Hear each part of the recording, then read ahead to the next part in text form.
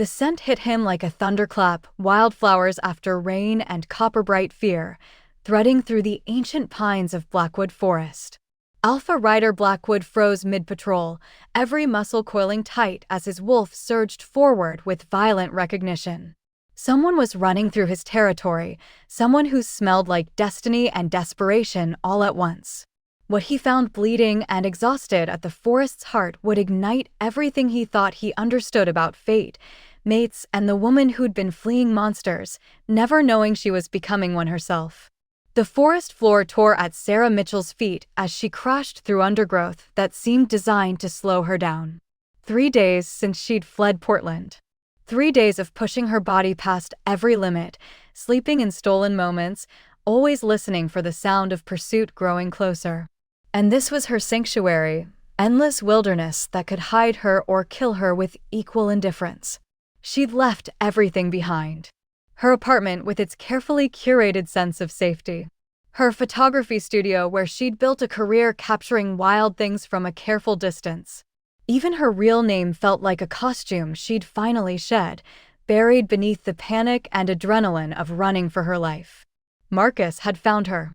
Again. The message that had arrived 4 days ago had been characteristically simple, delivered through her shattered apartment door. "You can't hide from me, baby. I always find what belongs to me. And when I do, you'll remember why you're mine." Sarah had run before he could make good on the promise. Before his fists could remind her body of lessons she'd spent 2 years trying to forget.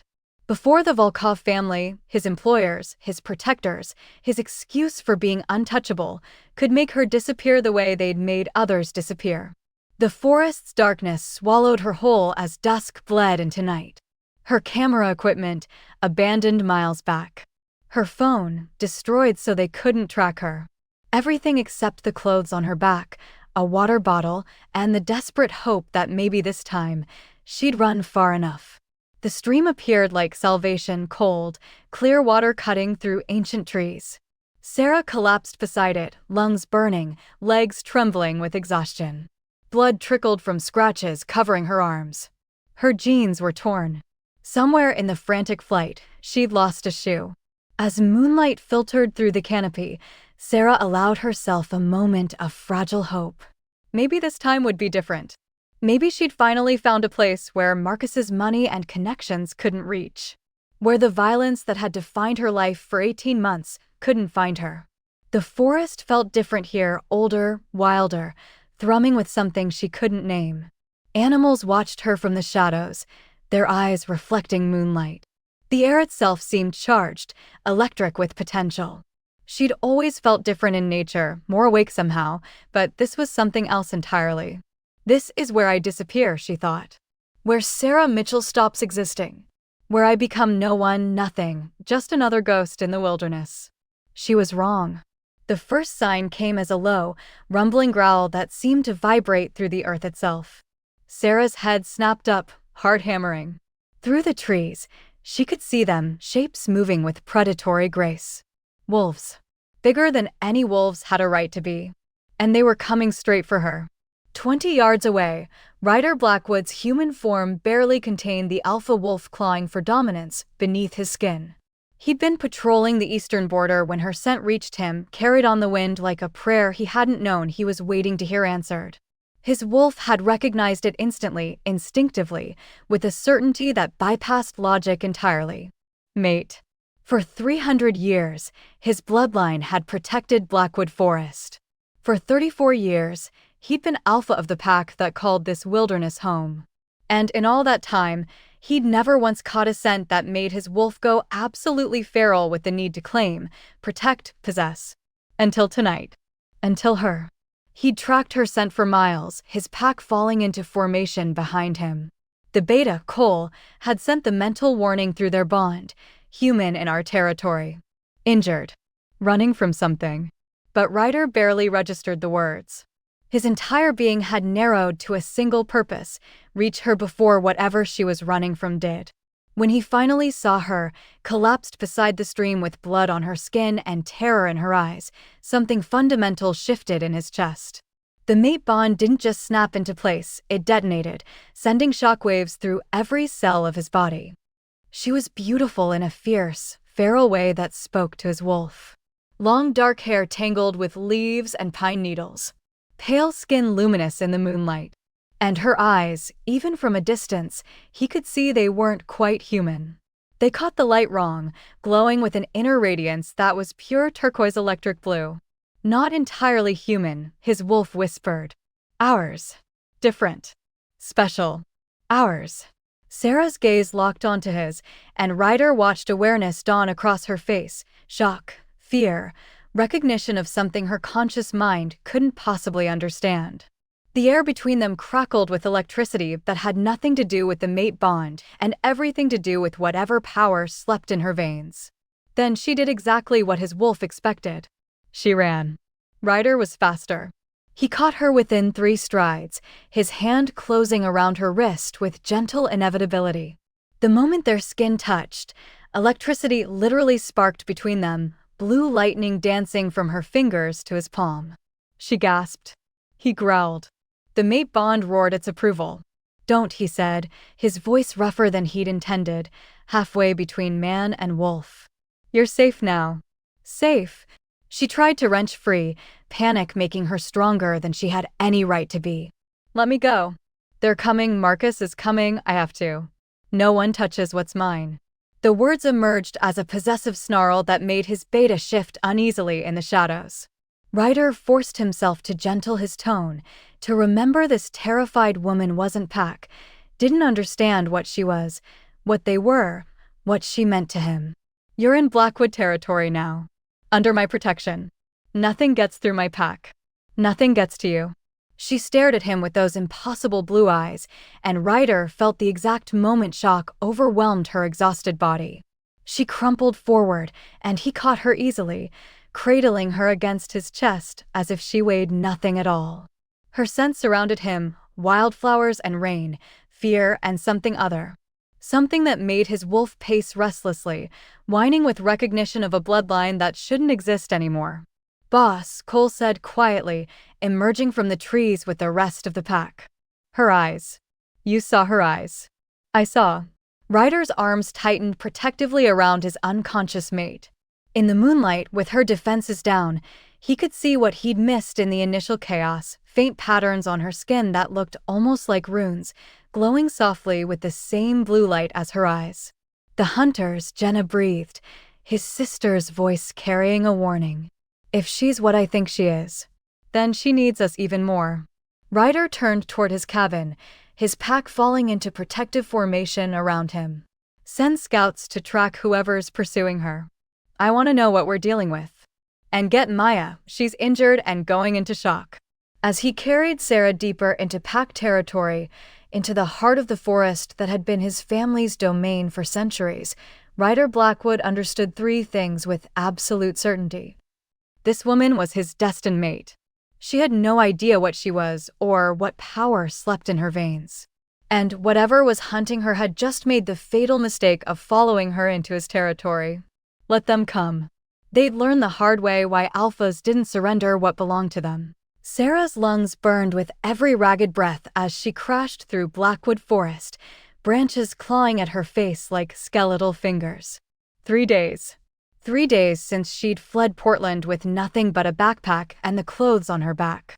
3 days of pushing her body past every breaking point, and still the sound of pursuit echoed through the trees behind her. They're getting closer. Flashback hit her mid-stride, Marcus's smile as he'd backed her against the kitchen counter, his hand gentle on her throat until it wasn't. You think you can leave me, baby? You think the Volkovs will just let you walk away after what you've seen? She'd been 26 and stupid when she'd met him. A wildlife photographer with a trust fund from parents she'd never known, bouncing between foster homes until 18 had set her free. Marcus had seemed safe. Stable. Everything her chaotic childhood hadn't been. Until the night she'd walked into his office and seen the blood. The crack of a branch snapping jolted her back to the present. Male voices speaking Russian. How many? 4? 5? Marcus had sent professionals this time. Northeast sector, one called. She's heading for the stream.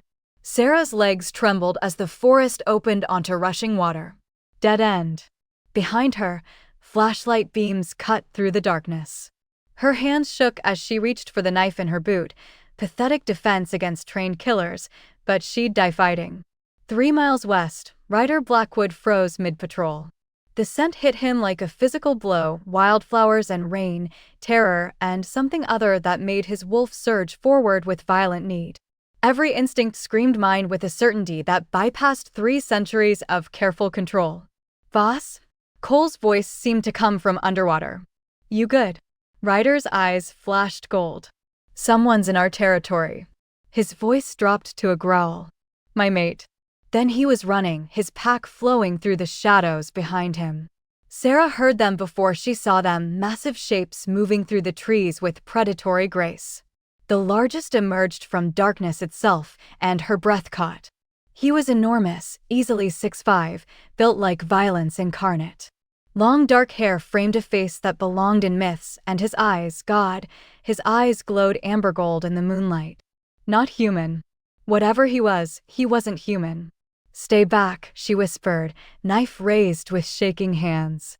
He moved faster than thought, his hand closing around her wrist with shocking gentleness. Electricity sparked between them, literal blue lightning dancing from her skin to his. Her eyes widened. His narrowed.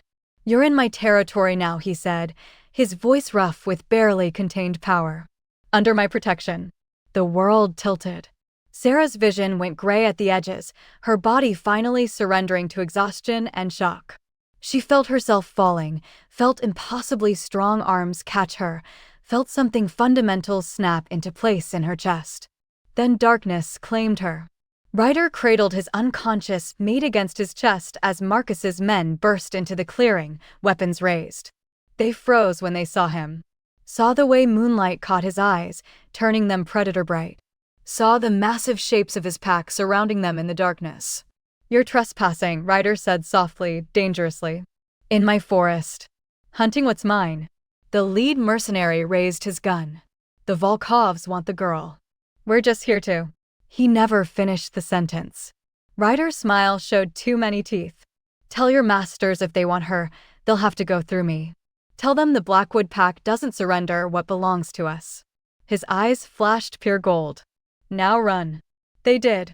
But Ryder knew with absolute certainty they'd be back. And when they came, he'd be ready. Sarah woke to firelight dancing across rough-hewn logs and the scent of pine and something wild she couldn't name. Her injuries had been cleaned and bandaged with professional precision. She wasn't alone. For pairs of eyes watched her from across the cabin. The massive man from the forest leaned against the doorframe, arms crossed, amber gaze tracking her every breath. Beside him stood a woman who could have been his twin, same dark hair, same predatory grace, same eyes that caught the light wrong. "You're awake," the woman said, her tone carefully neutral. "I'm Jenna, Ryder's sister." Sarah's hand went instinctively to her knife. "Gone." "Where?" "Safe," a gentler voice interrupted. A petite blonde moved forward with a healer's calm confidence. "I'm Maya. You were going into shock. Your feet were shredded." "Werewolves," Sarah breathed, memory flooding back. The glowing eyes. The impossible speed. "You're all." "Yeah." A younger man, barely 20, with an eager puppy quality, grinned from the corner. "I'm Derek. And you smell really weird. Like human but not? It's cool though."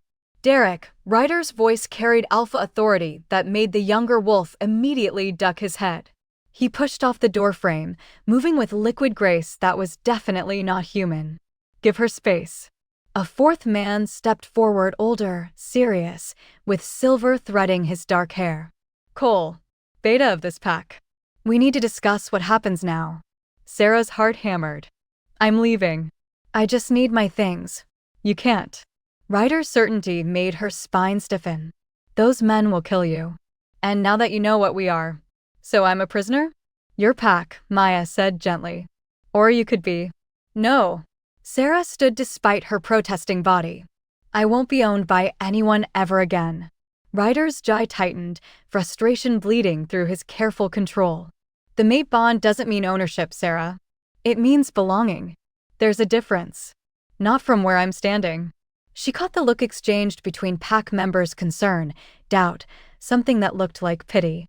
That night, she heard them in the main room, voices carrying through thin walls. "She's human," Jenna said flatly. "She makes us vulnerable. She's the alpha's mate." Cole's response: "That makes her pack law. If she runs, she leads them straight back to us." Sarah didn't wait to hear more. She slipped out the window into moonlight and forest darkness. She made it exactly 200 yards before Ryder materialized from the shadows ahead, not even breathing hard. "Running is what prey does," he said quietly. "You're not prey, Sarah." "Then what am I?" "I don't know yet." His eyes dropped to her hands, and Sarah followed his gaze. In the moonlight, her fingertips glowed with the same blue electricity from before. "But neither do you." They stared at each other, the impossible light pulsing between them like a heartbeat. "Stay," Ryder said finally. "Temporarily. Until we handle Marcus. Then if you want to leave," the words clearly cost him, "I won't stop you." Sarah looked at her glowing hands, at the alpha who somehow made protection feel like choice instead of cage. "Temporarily," she agreed. Neither believed it would be that simple. Again.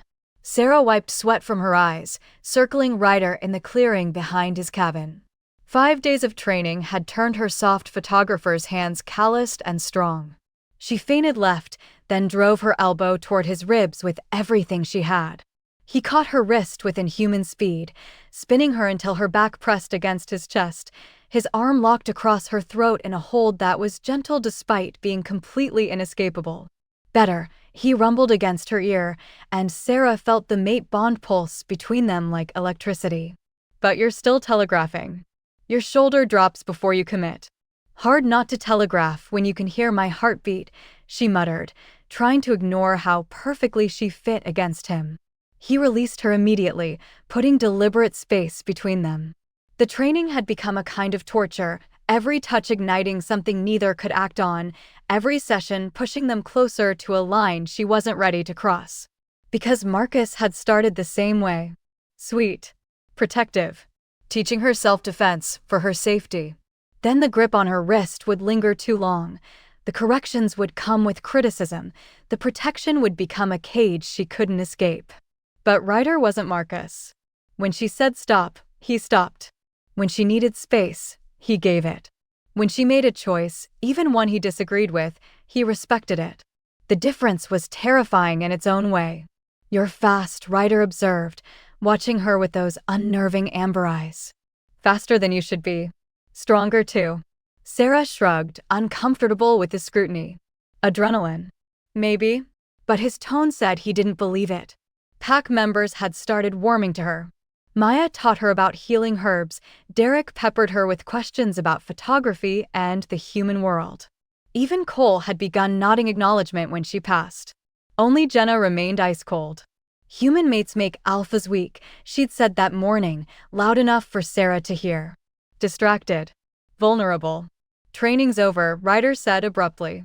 "We should." He froze, head cocking in that distinctly inhuman way. A howl split the air, Cole's voice, carrying urgency and warning. They found the bodies at the northern border. 3 of Marcus's mercenaries, torn apart with surgical precision. But the wounds were wrong, too clean, too calculated. Not wolf kills. "Silver bullets," Cole said grimly, holding up spent casings. "And these." He pointed to symbols carved into nearby trees, intricate patterns that made Sarah's skin crawl. "Hunters," Jenna breathed. Ryder's expression went granite hard. "This isn't just your ex anymore, Sarah. Someone knows what we are." That night, unable to sleep, Sarah wandered into the pack's archive room. Dusty books and photographs lined the shelves, centuries of pack history preserved in leather and paper. She was looking for references to hunters when a photo stopped her cold. The woman could have been her twin. Same dark hair, same bone structure, same eyes that glowed electric blue even in the faded photograph. She wore clothing from decades past and stood beside wolves that watched her with devotion. Sarah's hands shook as she read the caption beneath. Lina Moonshadow, last moonsinger, killed 1995. The year Sarah was born. Behind her, Ryder's sharp intake of breath confirmed he'd seen it too. "Sarah," he said quietly, Who exactly were your parents? She stared at the photograph of a dead woman wearing her face and realized she had no idea. Elder Thomas spread the ancient text across the table with reverent hands, his weathered face grave in the firelight. Moon singers, he said, his voice carrying the weight of forgotten history. The rarest of wolf bloodlines. They could heal with moonlight, amplify pack bonds, even control other shifters' transformations. Sarah stared at the illuminated manuscript showing wolves circling a woman whose hands blazed with blue light. A woman who looked exactly like her. They were hunted to extinction 30 years ago, Thomas continued. Silver hunters and rival packs who feared their power formed an alliance. Systematic genocide. Lina Moonshadow was the last confirmed moon singer. She and her infant daughter supposedly died in 1995. Except the daughter didn't die. Cole's voice was tight. She was placed in foster care under a false identity. Sarah's adoption records lay spread before them, layers of forgeries, bureaucratic dead ends, a paper trail designed to erase a bloodline. The DNA test Maya had run confirmed what the photograph had already screamed. Lina Moonshadow was her mother. "I'm not even human?" Sarah whispered, the words tasting like betrayal. Ryder's hand found hers, warm and solid. "You're still you. Now we just know why you're extraordinary." Extraordinary. She laughed, the sound brittle. "I'm a myth that got people killed." As if summoning proof, Derek stumbled into the room, blood streaming from a silver-inflicted gash across his ribs, a hunter's trap at the eastern border. Sarah moved without thinking, her hands hovering over the wound. Blue light pulsed from her palms, and Derek's agonized gasps quieted as flesh knitted together beneath moonlight made tangible. The room went silent. "Holy shit," Derek breathed, staring at his healed skin. "That was impossible," Jenna finished, but her hostility had shifted to something more complex. "My mother died protecting the last moon singer. Hunters tracked her here, and her voice cracked. I thought your kind was extinct for good reason." "They want her as a weapon," Cole said grimly, holding up his phone. "Marcus just sent this." The message was simple: return what belongs to the Volkovs, or we expose everything. Wolves, hunters, all of it. You have 48 hours. There's more. Thomas produced another document. Helena Cross of the Silver Hunters has been tracking Moonsinger rumors for years. Her family was killed by a rogue werewolf. She believes Moonsingers created the monster that destroyed her life. And Marcus's boss, Viktor Volkov, collects supernatural assets, Ryder added, his voice dangerous. He wants Sarah to control other beings. Make them weapons. Sarah felt the pack's emotions like physical pressure, Derek's awe, Maya's hope, Jenna's conflicted grief, Cole's strategic worry. The Moonsinger abilities weren't just myth. They were waking up inside her. 3 different threats, she said quietly. All converging here because of me. I should leave. Led them away. No. Ryder's alpha command rolled through the room. His eyes blazed gold as he pulled her against his chest. Let them come. Let all of them come. They'll learn why alphas don't surrender their mates. Through the window, moonlight painted the forest silver. Somewhere in that darkness, enemies gathered. And Sarah felt her power answer with electric blue certainty. Let them try. The pack transformed Ryder's territory into a fortress. Cole directed wolves in digging defensive positions while Maya stockpiled medical supplies. Derek helped evacuate the young and elderly to the deep caves. War was coming, and everyone knew it. I'm fighting, Sarah said, her tone brooking no argument. Ryder's jaw clenched, his wolf howling to lock her away where nothing could touch her. You've had 1 week of training.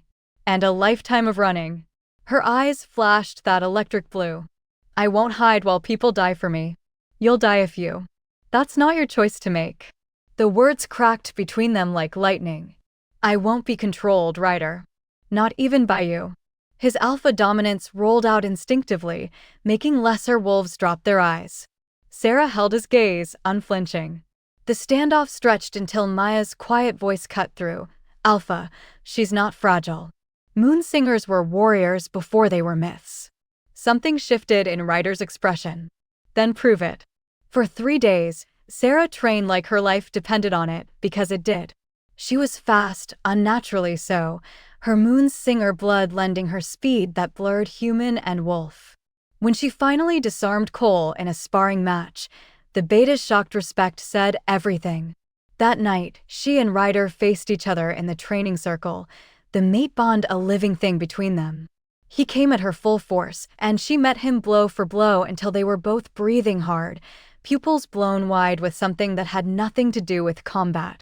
"Sarah," he growled, backing her against a tree.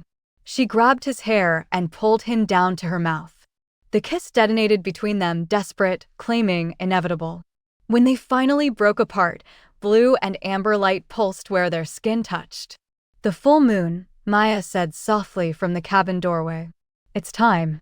The ceremony was ancient, primal. The pack formed a circle as Sarah and Ryder stood beneath moonlight that seemed to recognize them. She pledged herself to the pack, to their protection and prosperity.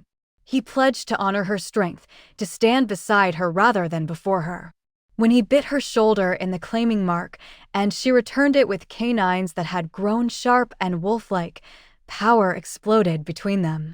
Her eyes blazed electric blue. His burned molten gold. Blue light and amber merged, intertwining like their souls. Sarah gasped as her body shifted, not fully, but enough. Claws extended from her fingertips.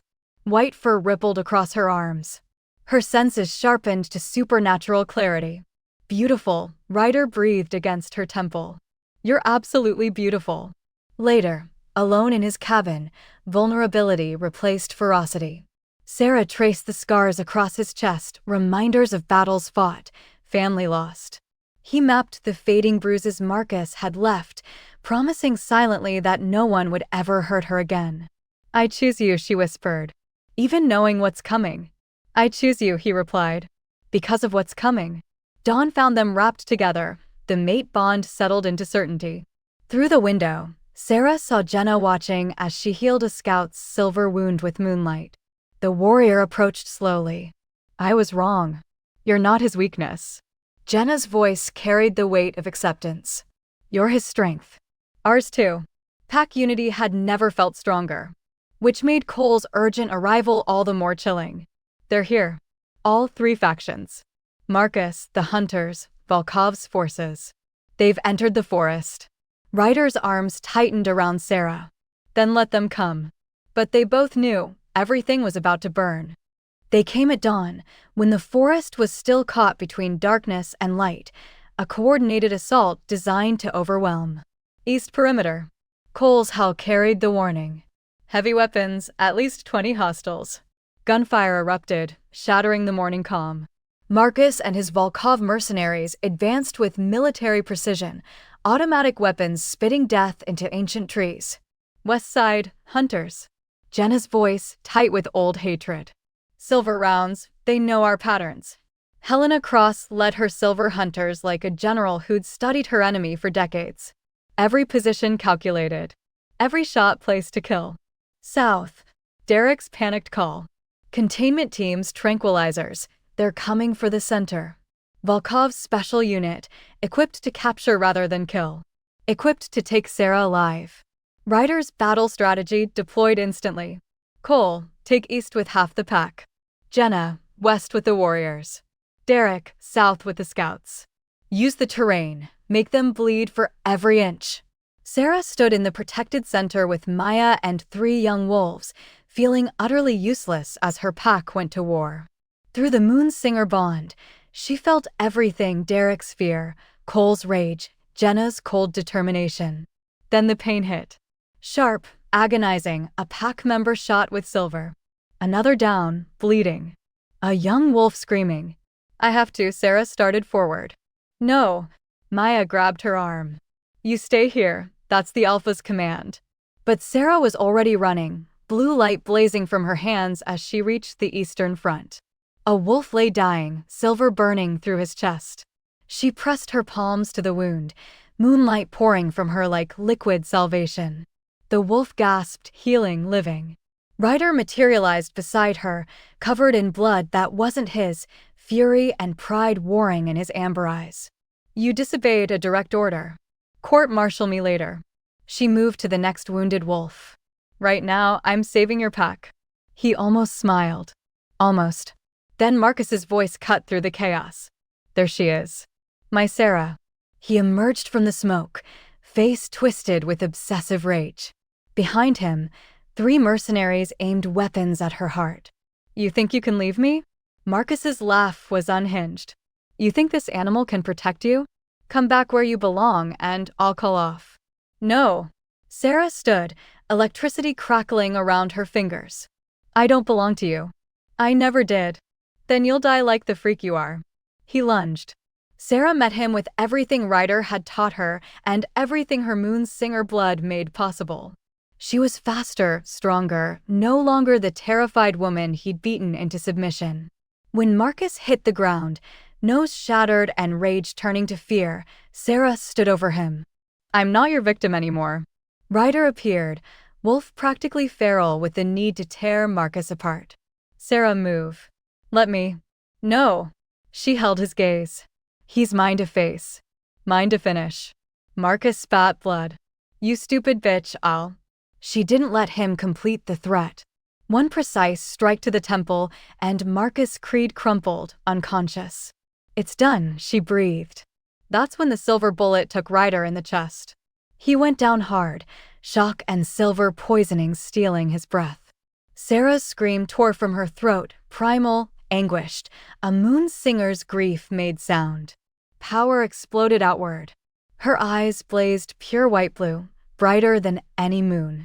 Light erupted from her body in waves that made the air itself shimmer. Every wolf within 100 yards felt it, the Moon Singer fully awakened. And she was fury incarnate. Sarah dropped to her knees beside Ryder's convulsing body, silver poisoning spreading like black vines beneath his skin. The mate bond screamed with his agony. She felt every burning second of it. No, she whispered, then louder, no. Moonlight answered her grief. It poured from her hands in concentrated beams of pure white-blue radiance, brighter than anything she'd summoned before. The light didn't just touch Ryder's wound, it invaded it, seeking out every molecule of silver and burning it away with celestial fire. Ryder gasped, back arching as the poison dissolved. The black veins receded. His eyes flickered open, amber meeting electric blue. Sarah, he breathed. But she wasn't done. The power kept flowing, expanding outward like ripples on water. Every wolf in the pack suddenly felt it, a bond linking them all, letting them sense each other's positions, share strength, fight as one coordinated entity rather than individuals. The Moon Singer had fully awakened. Sarah's body began to shift. Not the partial transformation from before, but something complete and magnificent. White fur erupted across her skin. Her bones restructured with audible cracks. When she threw her head back and howled, it was with a wolf's voice, a massive white wolf with eyes that blazed like captured lightning. The pack responded with renewed ferocity. United by Sarah's bond, they fought with supernatural coordination that sent Volkov's forces scrambling for retreat. Helena Cross stood frozen at the western perimeter, watching the white wolf heal a fallen pack member with moonlight that defied everything she thought she knew. Her daughter's face flashed through memory, killed by a rogue werewolf 15 years ago, the pain that had birthed her crusade. When a mercenary's grenade landed at Helena's feet, the white wolf was there, faster than thought, batting it away with one massive paw. The explosion tore through empty forest instead of human flesh. Sarah shifted back to human form, naked and glowing. Go, she told Helena. Call off your hunters. This doesn't have to be your fight. Helena stared at the woman who'd just saved her enemy's life. My daughter, a werewolf, killed her. I'm sorry. Sarah's voice carried genuine grief. But I'm not that wolf. None of us are. Helena's radio crackled. She lifted it slowly. All units, stand down. Fall back to extraction point. Ma'am. That's an order. Helena's eyes never left Sarah's. This isn't the monster I thought you were. But Marcus had one final play. He emerged from the smoke with Maya held against him, knife to her throat. Sarah, you come with me right now or the healer dies. Marcus, Ryder growled, already moving. Alone. Marcus shrieked. Or I open her throat. Sarah held up her hand, stopping Ryder. Okay, let her go and I'll come.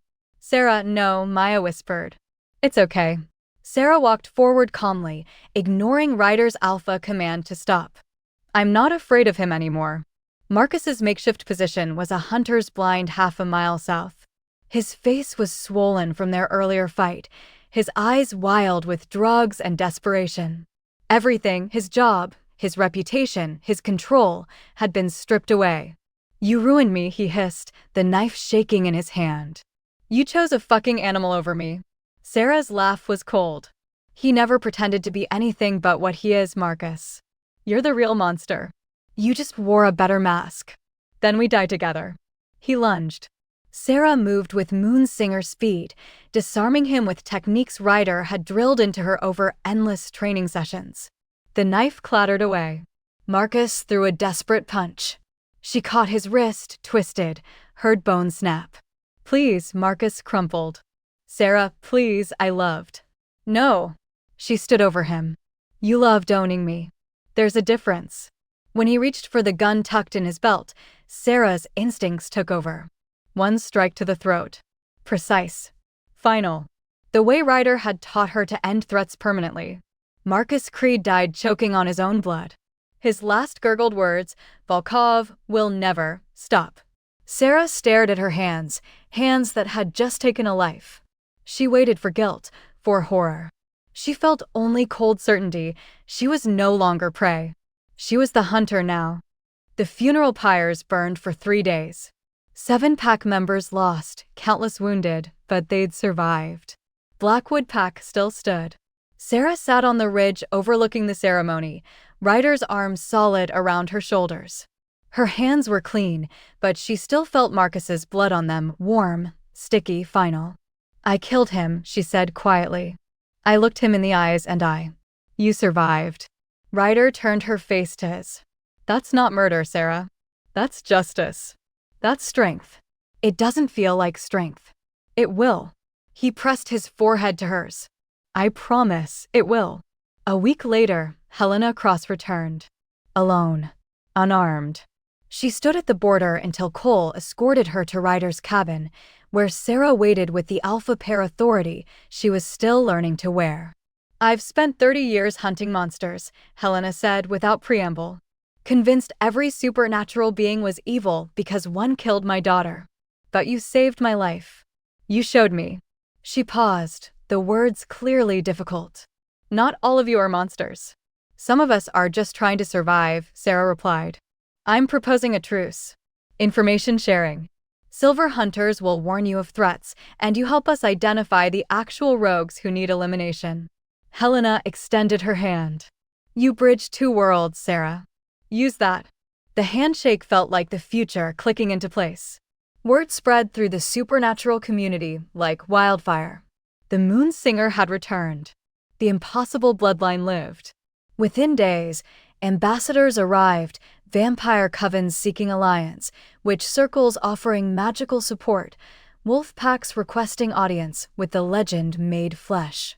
Sarah stood before them in the great hall Cole had helped construct, Ryder at her side, and realized she'd become something she'd never imagined, a leader.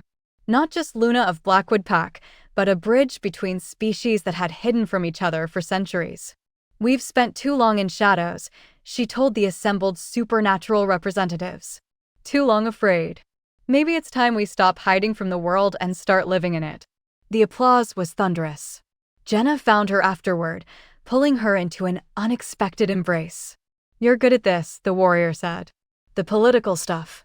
Making people believe in better. I'm terrifying at this, Sarah corrected. Same thing sometimes. Jenna grinned. Come on, Luna. Derek found something in the archives you need to see.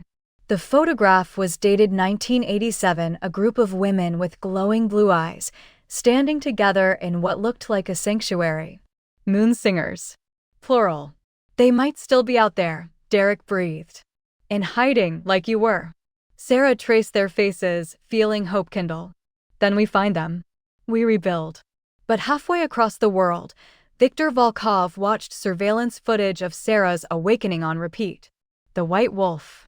The healing light. the power that had routed his forces. Duh, he murmured in Russian, his smile cold. She will be perfect for the Omega Project. His second-in-command shifted nervously. Sir, after the losses. Were necessary data collection. Victor lit a cigarette. Now we know what we're dealing with. Now we prepare properly. He gestured to the screen showing other supernatural beings in containment cells. She thinks she's won. Let her believe that. Let her build her little alliances. He exhaled smoke like dragon fire. By the time she realizes what's coming, it will be far too late. In Blackwood Forest, Helena's warning arrived via encrypted message. Volkov is building something. An army. Get ready. Sarah read it, then looked at Ryder. How long do we have? Months. Maybe a year. His eyes gleamed amber. But we won't wait. We'll find allies, grow stronger. Together, she agreed. Outside, the pack ran beneath moonlight, united, ready, finally unafraid. The storm was coming. But this time, they'd meet it head-on. The full moon rose over Blackwood Forest like a benediction, painting the sacred grove in silver light. 3 months since the battle. 3 months of healing, building, becoming. Sarah stood at the center of the ceremonial circle, no longer the frightened woman who'd stumbled into this forest fleeing her past. She wore traditional Luna regalia, leather and moonstone, symbols of both warrior and healer. Around her, representatives from every major supernatural community bore witness. Elder Thomas's voice carried ancient authority. The pack acknowledges Sarah Mitchell, born Moonshadow, as Luna, equal Alpha, Moon Singer returned, bridge between worlds. We acknowledge, the pack responded as one. Vampire lords bowed their heads. Witch matriarchs raised their staffs in salute. Wolf alphas from a dozen territories held recognition. The supernatural world was watching, and they were declaring their unity. Ryder stepped forward, magnificent in his primal authority, and took her hands. Under this moon, I renew my claim. My mate. My equal. My Luna. Under this moon, I accept. Sarah's eyes blazed electric blue. Your mate. Your equal. Your alpha. Their kiss sparked with literal electricity, blue lightning meeting amber fire, power recognizing power. Then Sarah shifted. Bones restructured with fluid grace, white fur erupting in waves of moonlit beauty. Where a woman had stood, now a massive white wolf with glowing blue eyes raised her head and howled, pure, triumphant, free. Ryder shifted beside her, his black wolf form a perfect counterpoint to her white. They ran together through their forest, 2 alphas racing beneath stars, completely equal, absolutely whole. When they returned to human form on their cabin porch hours later, wrapped in blankets and each other, Sarah felt peace she'd never imagined possible. Derek found something, she murmured against Ryder's chest. A young wolf in Oregon showing moon singer abilities. We might not be extinct after all. We'll find them. His arms tightened. Rebuild what was lost. Sanctuary, Sarah mused. For all supernatural beings who need it. A place where they don't have to hide. Home, Ryder agreed. Pack. She looked up at him, tracing the mate mark on his shoulder. Are you ready for whatever comes next? Volkov's still out there. Others who'll want what I am. Ryder's smile was fierce, protective, absolutely certain. With you? I'm ready for anything. Their lips met as lightning crackled playfully around her fingers, dancing with amber sparks from his skin. Blue and gold, human and wolf, past and future intertwining. I love you, she whispered. Until the stars burn out, he replied. In the distance, wolves howled, pack songs celebrating their Luna, their future, their hope. Far away in a Moscow facility, Viktor Volkov replayed surveillance footage for the 100th time. The white wolf healing with moonlight. The pack bond amplification. The raw power that had decimated his forces. His fingers steepled beneath his chin as equations scrolled across nearby screens, genetic sequences, supernatural energy measurements, containment protocols. The Omega Project, his lead scientist reported. With her DNA, we could replicate the abilities. Create controllable moonsingers. An army that could dominate every supernatural species. Victor's smile was ice and calculation. Duh. She will be perfect. He pressed a button, and new footage appeared: other supernatural beings in containment cells, subjected to experiments that made even hardened soldiers look away. Werewolves, vampires, witches, all becoming weapons. How long until we're ready? 6 months. Maybe less. Good. Victor lit a cigarette, smoke curling like omens. Let her enjoy her little victory. Let her believe she's safe with her pack and her mate and her pretty alliances. His eyes glinted with cold purpose. By the time Sarah Moonshadow realizes what's coming, it will be far too late to stop it. The screen flickered with images of Sarah's face, her power, her potential. The hunt had only just begun. In the forest, under moonlight, Sarah and Ryder held each other close, unaware of the storm gathering on distant horizons. For now, they had this moment, this peace, this love. And sometimes that's enough. Sometimes that's everything.